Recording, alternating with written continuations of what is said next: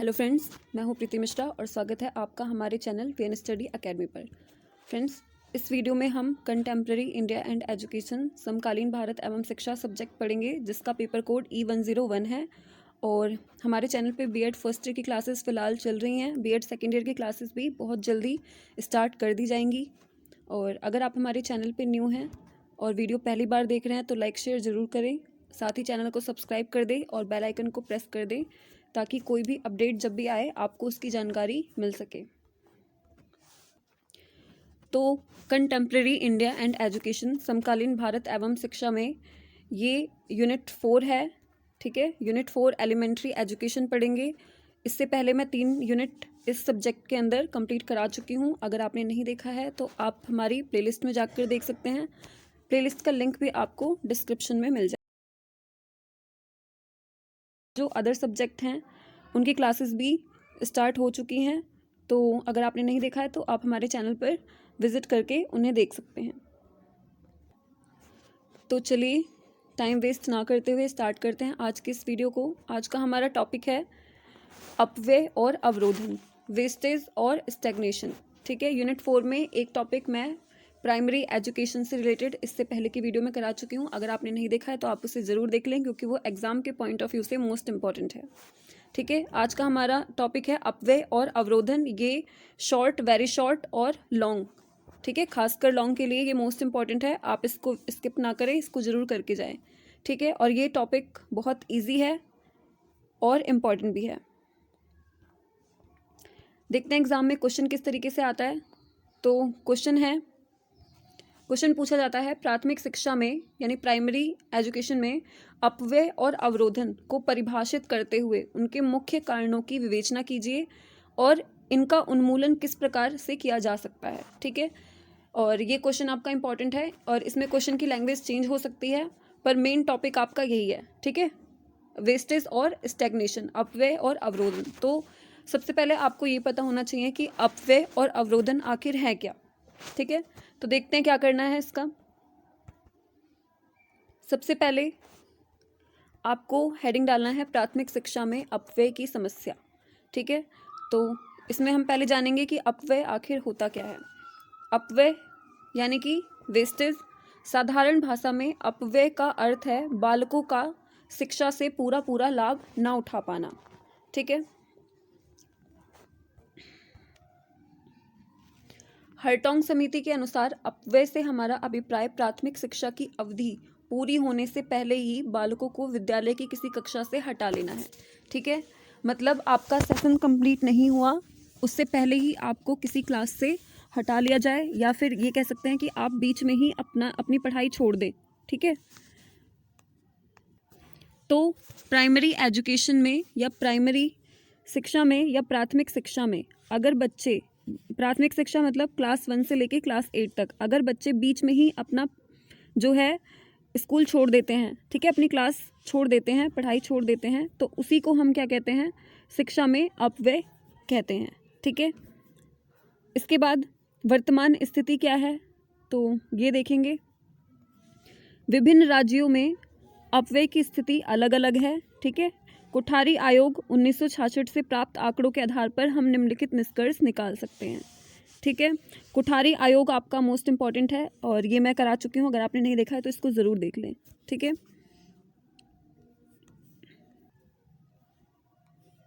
वर्तमान स्थिति क्या है तो कक्षा 1 व 2 में अपव्यय सबसे अधिक है।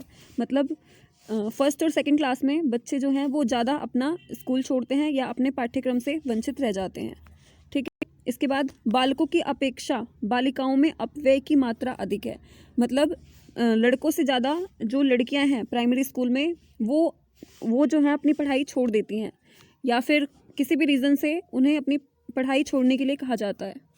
ठीक है, तो ये आंकड़े मिलते हैं कोठारी आयोग से। इसके बाद थर्ड है उत्तर प्रदेश में जो अपव्यय है। ठीक है, उत्तर प्रदेश में अपव्यय जो है वो लगभग 60% है। मतलब 100 बच्चों में से 60 बच्चे जो हैं वो प्राइमरी एजुकेशन से वंचित रह जाते हैं। ठीक है, मतलब सिर्फ 100 में से 40 बच्चे जो ही हैं वो अपना प्राइमरी एजुकेशन कंप्लीट कर पाते हैं पूरी तरह से। ठीक है, अतः स्पष्ट है कि प्राथमिक स्तर की शिक्षा में, ठीक है, प्राइमरी लेवल के एजुकेशन में जो अपव्यय है वो 50% के लगभग है। अप्रोक्स हमने मान लिया कि जो 50% है वो क्या है, वो शिक्षा में अपव्यय है। मतलब 50% बच्चे जो हैं वो अपना पाठ्यक्रम बीच में ही छोड़ देते हैं किसी न किसी वजह से, या फिर केवल 50% बच्चे ही शिक्षा सुविधाओं से लाभ उठाते हैं या अपना प्राइमरी एजुकेशन कंप्लीट कर पाते हैं। ठीक है, तो आई होप आपको इतना समझ में आ गया होगा। अगर आपको कोई डाउट बचता है तो आप कमेंट सेक्शन में कमेंट करके पूछ सकते हैं। इसके बाद अब हम देखेंगे कि अपव्यय की समस्या के कारण क्या है। ठीक है, क्यों जो है वो बच्चे अपना पाठ्यक्रम जो है, अपनी क्लास, अपने स्कूल बीच में ही क्यों छोड़ देते हैं। तो इसका एक कारण हो सकता है शैक्षिक कारण, ठीक, आर्थिक कारण हो सकता है, कोई गरीब फैमिली से हो सकता है, या पैसों की दिक्कत हो सकती है। फिर धार्मिक कारण, धार्मिक कारण का मतलब है समाज में जो भी कुरीतियाँ हैं, जैसे बाल विवाह हो गया, बाल मजदूरी हो गया, ठीक है, तो इन सब के कारण भी बच्चे पढ़ाई छोड़ते हैं। ठीक है, क्योंकि उन्हें पढ़ाई ना करवा के उनसे काम करवाया जाता है, बाल मजदूरी करवाई जाती है। फिर इसके बाद फोर्थ है पारिवारिक कारण हो सकता है कुछ भी। ठीक है, इसके बाद सामाजिक कारण, जो भी समाज में कुरीतियाँ हैं, ठीक, करना है। और इसमें आप 3 से 4 लाइन अपनी लैंग्वेज में लिख सकते हैं इनके बारे में। ठीक है, आपको यहाँ पे रटने की ज़रूरत नहीं है, आपको बस ये हेडिंग याद रखना है कि जो अपव्यय की समस्या के कौन कौन से कारण हैं। ठीक है, इसके बाद अपव्यय आपका यहीं पे कंप्लीट होता है, वेस्टेज। अब हम पढ़ेंगे स्टैग्नेशन यानी कि अवरोधन के बारे में। अब प्राथमिक शिक्षा में अवरोधन क्या है, अवरोधन की समस्या क्या है। तो अवरोधन की समस्या से पहले आपको पता होना चाहिए कि अवरोधन क्या है। ठीक है, तो हमें पता है कि अवरोध का मतलब क्या होता है। अवरोध का मतलब होता है बाधा, ठीक है, या रुकावट।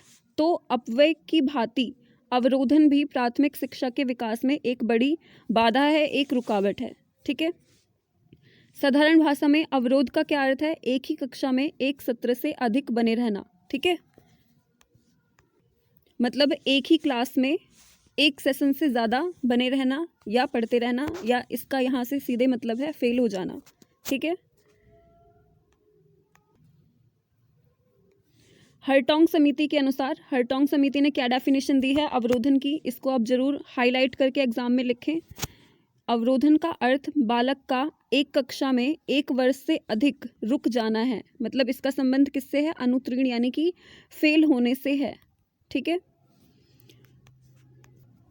बच्चे फेल होते हैं, उन्हें वो क्लास दोबारा रिपीट करनी पड़ती है, तो इसे ही हम शिक्षा में अवरोधन कहते हैं।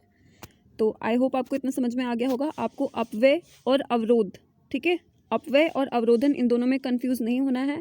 अपव्यय वो है जो बच्चे बीच में ही अपनी पढ़ाई छोड़ देते हैं, ठीक है, और अवरोधन वो है जिसमें बच्चे फेल हो जाते हैं, एक ही क्लास में 1 से ज़्यादा साल पढ़ते हैं।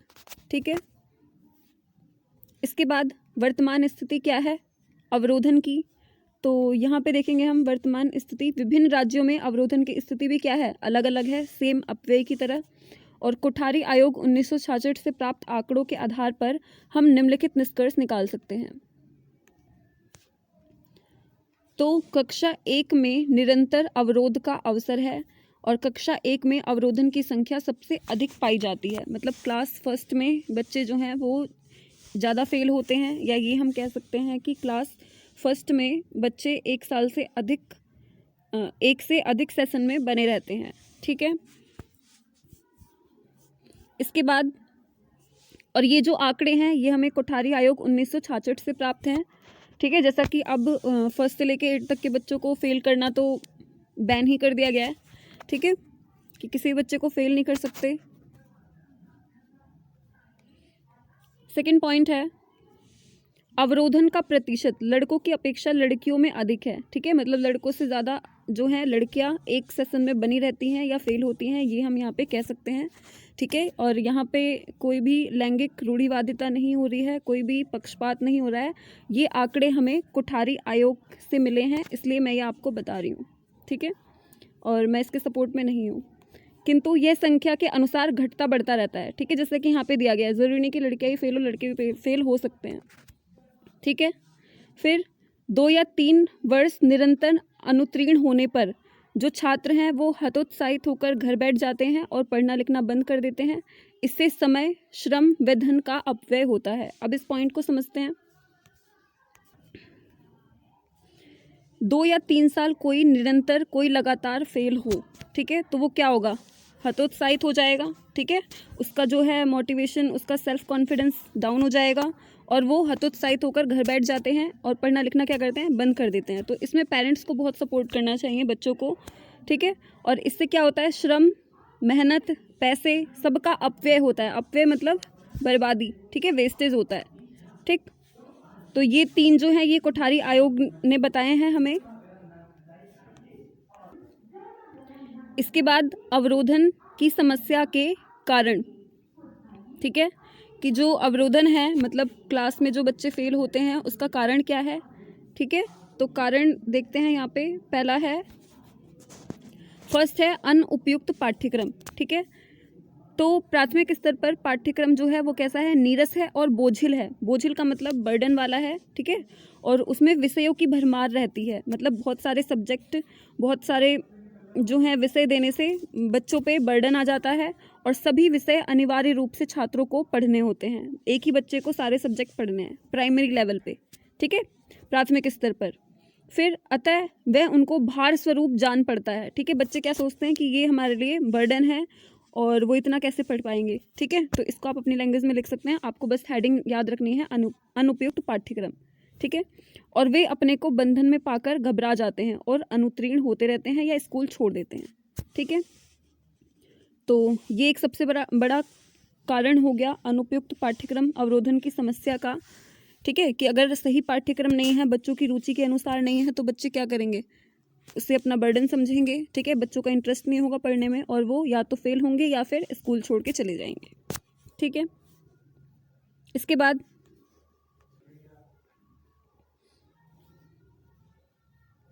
सेकंड पॉइंट है दोषपूर्ण शिक्षण विधियाँ, ठीक है, मतलब शिक्षण विधियाँ जो भी जिस भी विधि से बच्चों को पढ़ाया जाता है वो कैसी हैं, दोषपूर्ण है। तो इसमें देखते हैं आपको क्या लिखना है। प्राय यह देखने में आता है कि जो नए या फिर अप्रशिक्षित अध्यापक हैं, अप्रशिक्षित मतलब जिन्होंने टीचर ट्रेनिंग नहीं की हुई है, ऐसे टीचर, उनको निम्न कक्षाएं यानी कि प्राइमरी लेवल की कक्षाएं पढ़ाने के लिए दी जाती हैं और अनुभव की कमी के कारण, एक्सपीरियंस ना होने की वजह से वे छात्रों को मनोवैज्ञानिक ढंग से शिक्षित करने में असमर्थ होते हैं। मतलब बच्चों की भावनाओं को नहीं समझ पाते और उनको उनके अकॉर्डिंग शिक्षा नहीं दे पाते हैं। और प्रारंभिक कक्षाओं में छात्रों की संख्या जो है वो अधिक होती है, प्राइमरी लेवल पे बच्चे ज़्यादा होते हैं और एक ही टीचर को जो है वो उन सभी बच्चों को पढ़ाना होता है, जिससे छात्र अध्यापक में निकटता का संबंध स्थापित नहीं हो पाता। मतलब जो टीचर हैं वो बच्चों से ठीक तरह से इंटरेक्ट भी नहीं हो पाते हैं, ठीक है। एक ही अध्यापक सभी विषय पढ़ाता है और इसमें बच्चे बिना समझने, ठीक है, बिना समझे रटने का प्रयत्न करते हैं, प्रयास करते हैं तथा अनुपस्थित रहने के कारण भी बच्चे जो हैं वो पिछड़ जाते हैं और अनुत्तीर्ण होने लगते हैं। तो ये सेकंड पॉइंट है, ठीक है। अनुपस्थित रहने के कारण भी बच्चे पिछड़ जाते हैं, अगर डेली स्कूल नहीं जाएंगे, उनको समझ में नहीं आएगा तो वो क्या होंगे, ठीक है। तो इसमें आपको अपनी लैंग्वेज में कर लेना है, आपको हेडिंग याद रखना है। इसके बाद थर्ड पॉइंट है अनियमित उपस्थिति, ठीक है, ये अभी मैंने आपको बताया है, डेली स्कूल ना जाना, ठीक है, और छुट्टियां ज़्यादा करना। प्राथमिक स्कूलों में प्रवेश कई महीने बाद तक होते रहते हैं, ठीक है। इसके अतिरिक्त छात्र उपस्थिति में भी अनियमितता बरतते हैं। प्राथमिक स्कूलों में प्रवेश कई महीने बाद तक होते रहते हैं, इसका मतलब ये है कि अगर प्राइमरी लेवल पे बच्चा एग्ज़ाम सेशन ख़त्म होने से एक दिन पहले भी एडमिशन के लिए आता है तो स्कूल वालों को उन्हें मना नहीं करना है, ठीक है, ये रूल्स है। तो प्राथमिक स्कूलों में प्रवेश जो है वो कभी भी हो सकते हैं, ठीक है, ज़रूरी नहीं कि सेशन का एंड है या सेशन की स्टार्टिंग में ही होगा, वो कभी भी हो जाएगा, ठीक है, एडमिशन। और इसके अतिरिक्त छात्र उपस्थिति में भी अनियमितता बरतते हैं, ठीक है, रेगुलर नहीं आते स्कूल, घर में होने वाले छोटे छोटे उत्सव का बहाना बनाकर घर बैठ जाते हैं, ठीक है, या बुरी संगति में पढ़कर घर तथा विद्यालय दोनों में अनुपस्थित रहते हैं, ठीक। इसके बाद माँ बाप भी छोटी छोटी बातों पर उन्हें अवकाश दिलाते रहते हैं, जिससे वह कक्षा में पिछड़ जाते हैं और अनुत्तीर्ण यानी कि फेल होते रहते हैं, ठीक है। तो घर में होने वाले छोटे छोटे उत्सव, जो भी घर में फेस्टिवल होते हैं, जैसे किसी का बर्थडे हो या कोई शादी हो या फिर कोई त्यौहार हो, उसका बहाना बनाकर बच्चे स्कूल नहीं जाते, ठीक है, या फिर कोई भी बहाना बना लेते हैं, पेट दर्द, बुखार, सिर दर्द, ठीक है और या फिर बुरी संगति में पढ़कर घर तथा विद्यालय दोनों में अनुपस्थित रहते हैं, स्कूल बंक करते हैं, और माँ बाप भी छोटी छोटी बातों पर उन्हें अवकाश दिलाते रहते हैं। और ये पता नहीं कौन से माँ बाप हैं जो अवकाश दिलाते रहते हैं बच्चों को। हमारे माँ बाप तो चाहते थे कि हम अवकाश वाले दिन भी स्कूल जाए, ठीक है और जिससे वह कक्षा में पिछड़ जाते हैं और अनुत्तीर्ण होते रहते हैं। तो आई होप आपको इतना समझ में आ गया होगा। इसके बाद नेक्स्ट पॉइंट है दोषपूर्ण परीक्षा प्रणाली। हमारी परीक्षा प्रणाली अवरोधन को बढ़ावा देने में बहुत सीमा तक उत्तरदायी है, ठीक है। केवल वार्षिक परीक्षा के आधार पर छात्र की अगली कक्षा में प्रोन्नति कर दी जाती है, उन्हें प्रमोट कर दिया जाता है, ठीक है। सिर्फ साल में एक बार पेपर लेने पर ही उनका जो है पूरे साल का रिजल्ट वो बता देते हैं, ठीक है। तो छात्र के दैनिक कार्य का उसमें कोई स्थान नहीं होता, जो भी परीक्षा होती है फाइनल, ठीक। और परीक्षाओं में रटने पर अधिक बल दिया जाता है, ये आपका इम्पोर्टेंट है। जो छात्र रटने में कुशल होते हैं वो उत्तीर्ण यानी कि पास हो जाते हैं, और जो नहीं रट पाते हैं वो फेल हो जाते हैं, ठीक है। और इसके अलावा भी जो मैंने आपको बताया है वो सारी अवरोधन की समस्या के कारण है। अब हम पढ़ेंगे इनके समाधान, इनको दूर कैसे किया जा सकता है। तो अपव्यय एवं अवरोधन को दूर करने के उपाय, ये आपका अपव्यय है, ठीक है, यानी कि वेस्टेज है। अपव्यय एवं अवरोधन की समस्या को दूर करने के उपाय कौन कौन से हैं, तो आपको ये हेडिंग करना है और इसके अंदर आप अपनी तरफ से लिख सकते हैं इसको। और ये जो भी मैंने आपको इस वीडियो में बताया है ये सब हमारी डेली लाइफ में होते हैं, हम अपने आसपास देखते हैं, तो इनको आपको रटने की ज़रूरत नहीं है। आप एक बार पढ़ लेंगे, आपको पूरा प्रोसेस अपने आप पता चल जाएगा, ठीक है। फिर उसके बाद आप इसको अपनी लैंग्वेज में लिख सकते हैं। तो सामाजिक कुप्रभाव का उन्मूलन, जो भी समाज में कुरीतियाँ हैं, जैसे दहेज प्रथा हो गया, बाल विवाह हो गया, बाल मजदूरी हो गई, ठीक है, तो इन सभी को हम क्या करना होगा, ख़त्म करने का प्रयास करना होगा। पूरी तरीके से ख़त्म तो नहीं कह सकते हम इसको। फिर छात्रों के स्वास्थ्य में उन्नति, इसके लिए योजनाएं चलाई जानी चाहिए। माता पिता एवं अभिभावकों की शिक्षा भी बहुत ज़रूरी है, ठीक है, क्योंकि बहुत पेरेंट्स जो पढ़े लिखे नहीं हैं वो ये सोचते हैं कि पढ़ लिख के क्या करेंगे, ठीक है, इसलिए उनसे बाल मजदूरी करवाते हैं, काम करवाते हैं, ठीक। तो इस तरह का जो थॉट है ये ख़त्म होना चाहिए, इसमें सुधार होना चाहिए। फिर प्रशिक्षित अध्यापकों की उचित व्यवस्था, ज़्यादा से ज़्यादा ऐसे टीचर हों जो कि ट्रेंड हो, जिन्होंने टीचर ट्रेनिंग ले रखी हो, ठीक है, और उचित शिक्षण विधियों का प्रयोग। और उसके बाद है परीक्षा प्रणाली में सुधार।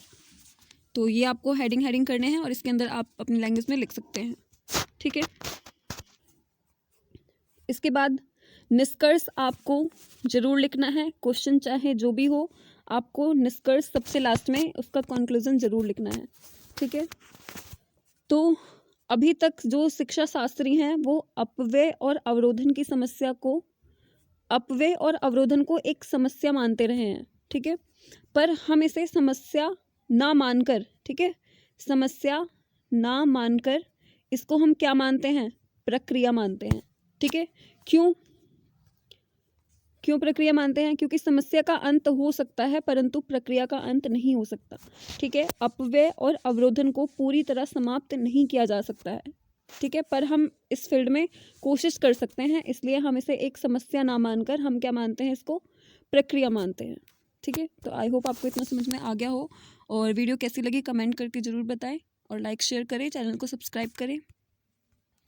और इस चैनल पे बीएड से रिलेटेड सभी जानकारी, चाहे वो क्लास हो, चाहे सब्जेक्ट हो, चाहे एग्ज़ाम हो, या फिर प्रैक्टिकल फाइल से रिलेटेड हो, पीडीएफ, ठीक है, लेसन प्लान, सभी की जानकारी आपको प्रोवाइड कराई जाएंगी। तो चैनल को सब्सक्राइब जरूर कर लें, ठीक है। मिलते हैं नेक्स्ट वीडियो में, तब तक के लिए नमस्कार।